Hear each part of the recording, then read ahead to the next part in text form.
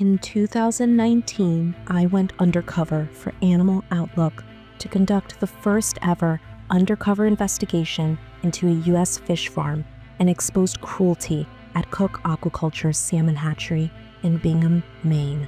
6 years later, another undercover investigator returned to see what, if anything, had changed. Yeah, it was a bad one. Granted, we did a lot of stuff that we weren't supposed to fucking do. I got on the video throwing fish, Kobe. I never missed.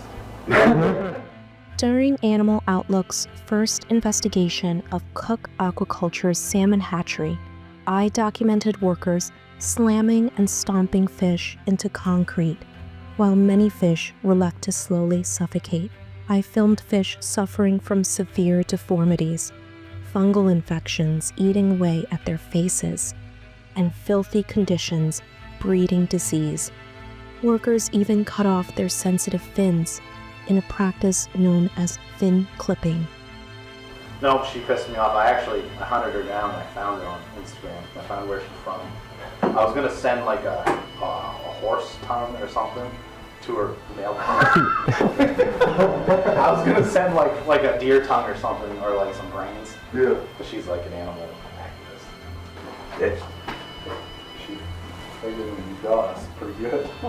To understand the callous attitude permeating this aquaculture facility, it's important to understand how these farms operate. Salmon hatcheries harvest eggs and semen from sexually mature fish to produce millions of juvenile salmon in land-based recirculating aquaculture systems. The juvenile salmon are then transferred into sea pens until they reach the size where they are killed for human consumption. Work better than we got. Some of these guys have to hit the fish 3 times before it's dead. The animal abuse at Cooke continues. Our investigator filmed this fish being cut into while their heart was still beating. Despite having stunning equipment, workers still routinely club fish to death, sometimes unsuccessfully, leaving them writhing in agony.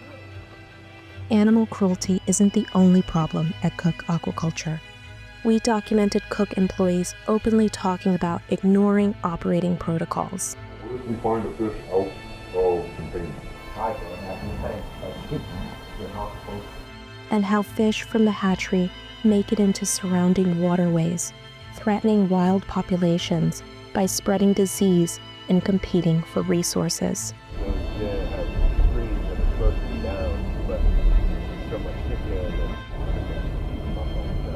One worker described plans to use fish feed that had been contaminated by rats.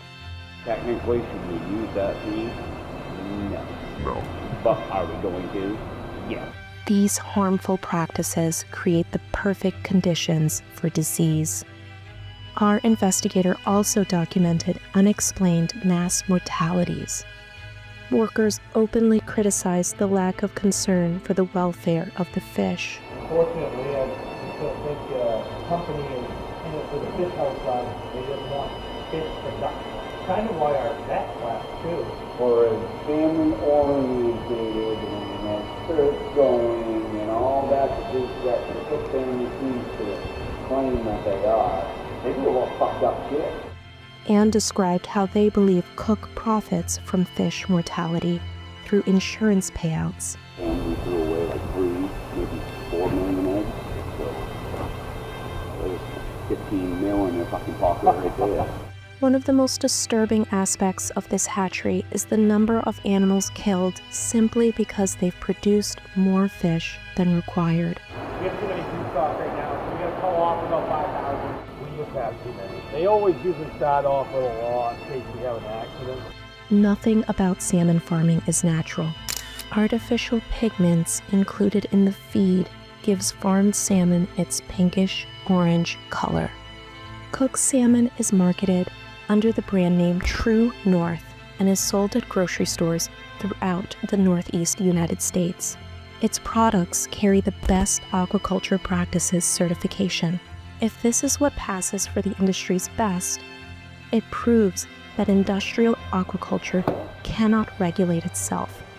Stop supporting a system that hides behind labels that conceal the ugly truth about animal farming.